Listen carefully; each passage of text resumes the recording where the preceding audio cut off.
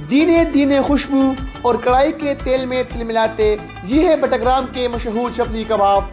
शपली कबाब को बटग्राम की सौगात का भी दर्जा हासिल है। जो भी इस हसीन वादी की सैर को आता है शपली कबाब का बिना नहीं लौटता। कबाब फरोश का कहना है कि बारिश के मौसम में लोग शपली कबाब ज्यादा खाते हैं।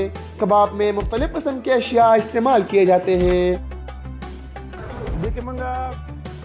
टमाटर माचो प्याज माचो और खमसदार कबाब हो बटग्राम के क्वालिटी ढेर दी कना और इंशाल्लाह हम कोटल बटग्राम के बेहतरीन कबाब समझ शिमर सगे बक्यू माचो उगा बक्यू माचो अदरक बक्यू माचो यौमी खौज यौमी खरज इंशाल्लाह। सर्दी की शिद्दत जहाँ इलाका मकीनों के लिए तफरीह के मौके कम कर देती है, ऐसे में दोस्तों के साथ मिल बैठकर शपली कबाब खाने के मजे लेना सबसे बेहतर तफरीह है।